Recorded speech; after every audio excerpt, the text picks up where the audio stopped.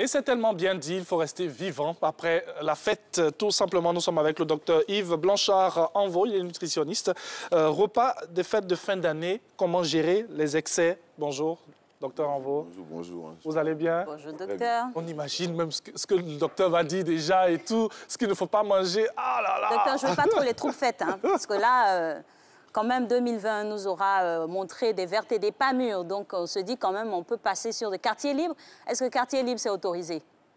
Quartier libre, c'est autorisé. Ne voyez pas la nutritionniste comme celui qui va venir pour tout barricader. Comme la sanction. Parce que sinon, on vient juste donner des indications, des alertes, voilà, pour Oui. ne pas qu'on puisse avoir, après la fête, avoir beaucoup de conséquences sur la santé. Voilà, c'est un peu ça.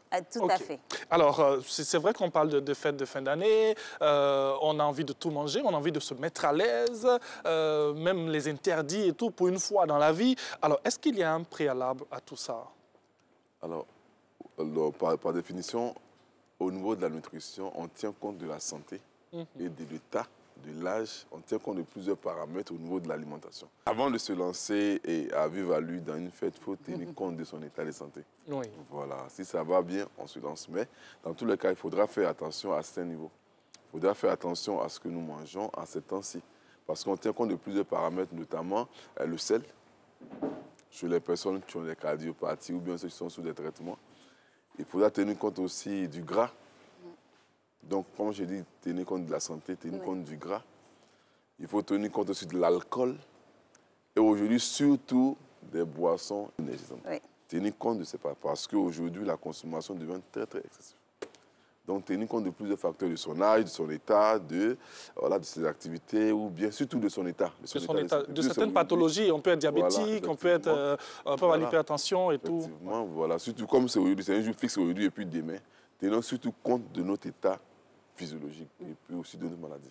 Très bien. Alors, vous nous ouvrez ici la lucarne pour pouvoir expliquer, en tout cas donner l'indication à chaque personne en fonction de sa pathologie, comment s'orienter pour vraiment festoyer en même temps. Donc, pour des personnes qui souffriraient, par exemple, de diabète en ce jour de fête, où elles se diraient, je peux quand même essayer de ne pas tricher en tant que tel, mais aller un peu plus dans les repas, qu'est-ce qu'il ne faut pas franchir également comme barre? Alors, il faut s'orienter vers quel repas d'abord et puis qu'est-ce qu'il ne faut pas franchir? Généralement, en ces temps de fête, alors, on remarque que les fruits sont les parents pauvres. On n'en mange pratiquement pas. Alors qu'on pourrait prendre une quantité, même faire des entrées. La meilleure manière pour un diabétique pour gérer ces temps, c'est de faire une entrée avant de manger. D'accord. Parce que, alors, une entrée constituée à base de légumes peut remplir l'estomac en apportant moins de sucre. Alors que si on se dit on veut tout manger, c'est-à-dire qu'on commence par des crèmes sucrées, la boisson sucrée, et puis encore le repas même qui est riche, ensuite n'oubliez pas que le riz contient beaucoup de sucre. Donc quelqu'un qui va faire par exemple les crèmes sucrées, qui va faire les jus sucrés, et puis en plus manger encore un repas sucré, vous allez voir que la personne peut alors faire un excès de sucre. Mais surtout, j'aimerais attirer l'attention de beaucoup de personnes, surtout diabétiques, parce qu'il y a des erreurs qu'on commet. Souvent, en ces périodes de fête, on peut oublier avoir fait son insuline. Et puis après, revenir faire encore l'insuline. Vous voyez un peu? Il faut être précis, il faut noter. Il faut noter, mais il faut être très prudent. C'est-à-dire que la personne est là, elle fait son injection. Et puis, comme il y a la musique à la fête, elle oublie. Est-ce qu'il y a plus mon médicament? Est-ce qu'il a fait mon insuline? Alors la personne va revenir encore piquer une deuxième fois. Ça, c'est très dangereux. La surdose. Alors, généralement, quand c'est comme ça, certaines personnes font des risques de hypoglycémie. C'est-à-dire que la quantité d'insuline dans le sang devient tellement élevée que le sucre finit presque très, très bas. Alors, ces cas d'hypoglycémie restent toujours des conséquences irréversibles au niveau du cerveau. Donc, souvent, il y a des gens qui perdent connaissance. Pourquoi? Parce que la personne a fait 2 fois l'injection. Donc, vraiment, restons un peu lucides pour ces personnes-là, pour les personnes diabétiques. Alors, vous parlez de prudence, et pour rester dans la même logique qu'Alix, alors, de temps en temps, dans cette émission, vous parlez de la consommation de l'huile. Qu'en est-il pour ces fêtes quand on sait qu'il y a tellement de grillades, on utilise beaucoup l'huile et tout? Qu'en est-il pour ces fêtes? Alors, il y a toujours dit ici que l'huile, lorsqu'on utilise l'huile dans le bon cadre, ça ne rend pas malade. Et j'ai dit que normalement, on ne met pas l'huile dans les sauces, mais dans les parties contenant l'aliment et contenant les sucres, tels que le riz, donc l'amidon, dans le riz, dans la tiquée, dans l'igname, etc. Mais généralement, en ces temps de fête, il y a beaucoup d'aliments frits et beaucoup de gras. Vous allez voir que, alors, le foie met du temps à digérer un aliment riche en gras. C'est-à-dire que ceux qui vont manger beaucoup d'aliments riches en gras, vous allez voir que ces personnes vont avoir un peu de petits malaises. Souvent, ils vont commencer à chauffer, se sentir un peu apathiques, un peu fatigués. Parce il y a des étourdissements même des fois. Voilà, le foie a du mal à digérer. Un aliment qui est riche en gras se digère plus lentement que celui qui est moins riche en gras. Donc, plus un aliment est riche en gras, vous allez voir que vous aurez du mal à digérer. Vous allez vous sentir un peu apathique, un peu fatigué. Certains même font la fièvre. Et quand c'est comme ça, là, je leur demande d'aller chercher à prendre une pamplemousse sur place. La pamplemousse est cholérétique, donc ça permet au foie de libérer la bile. Donc, la pamplemousse peut les soulager dans ces moments-là. Voilà, c'est un peu ça. Donc, si lui est utilisé dans les bons cadres, apparemment, il n'y a pas de problème. Mais comme en ces temps-ci, il y a les fritures surtout, et puis les aliments sont tellement gras. Alors, si un aliment il est gras, alors la digestion sera lente, alors le foie sera un peu fatigué, le foie va paresser, alors vous allez vous sentir un peu mal à l'aise en ces temps de fête. Et puis, souvent, moi, en tout cas, moi, quand le jour que je fais un peu plus de gras, alors je commence à faire la fièvre. Et sur place, je pense à la pamplemousse, c'est mon secret. Pamplemousse, une fois que je prends une bonne pamplemousse, alors je me dégage. D'accord. Ce que vous venez de dire est très important parce qu'en même temps, il faut rester réaliste.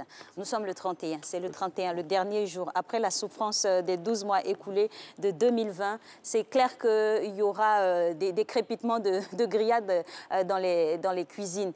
Mais vous avez parlé ici aussi sur ce plateau de diverses qualités d'huile. Qu'est-ce qu'il faut privilégier? Et puis, vous nous avez donné une belle astuce, à savoir la pamplemousse. Donc, une bonne salade de pamplemousse à côté pourrait faire l'affaire. Au cas où, on commençait à... C'est clair qu'on va passer dans les excès, mais quelle huile privilégier? Et puis, il y a la salade de pamplemousse à côté. Alors, c'est ce qui est intéressant. Alors, nous avons l'habitude d'utiliser nos huiles ordinaires pour les préparations et les huiles de qualité supérieure, c'est-à-dire que les huiles qui sont riches en oméga 3 pour la préparation des salades et les légumes. Généralement, c'est comme ça, c'est ce qui est conseillé. Donc, les huiles de palme normales pour nos préparations. Maintenant, les huiles de qualité supérieure pour faire les entrées et puis les salades pour accompagner les repas. Là, on est sur du bon. Voilà. Très bien. Oui, alors, nous allons dire à nos téléspectateurs pour ces fêtes, quels sont les aliments à éviter? S'il y en a, bien sûr. Mais généralement, c'est la fête et on se donne un peu à tout. On se met à quoi je pour manger un bon repas. Mais il faudra faire attention à certains aliments. Parce qu'aujourd'hui, il n'y a pas longtemps, j'ai insisté un peu sur les colorants. C'est-à-dire aujourd'hui, certaines personnes peuvent déclencher des crises d'asthme. Parce que les différents additifs qu'on met dans les aliments ont toujours des conséquences. Et le fabricant met toujours des conséquences. Donc, c'était bon d'avoir des allergies alimentaires, avec plusieurs mélanges d'allergies alimentaires. Certaines personnes vont avoir des crises d'asthme. Parce que ces personnes-là ont mélangé différents types de colorants. Et bon, alors, les aliments à éviter, on mange tout, mais on fait doucement et on va doucement. On le mange doucement. Et on fait attention. Et on fait attention surtout à l'alcool. À l'alcool surtout parce que l'alcool, à un certain taux, ça devient très, très dangereux. Même si ce n'est pas forcément pour ceux qui sont au volant, mais ça devient dangereux même pour le consommateur. Alors, docteur, vous qui aimez les taux, les portions, les quantités, on parle de qualité, mais en même temps, il faut parler aussi de quantité. Justement, on aura vraiment une panoplie de mets. Comment les ingurgiter? Généralement, en ces temps de fête, ce sont surtout les protéines qui sont beaucoup consommées. Généralement, c'est de la viande, du poulet, voilà, du poisson, ouais, généralement. Alors, mais qu'est-ce qu'on peut dire? Pour bien manger, alors on mange doucement.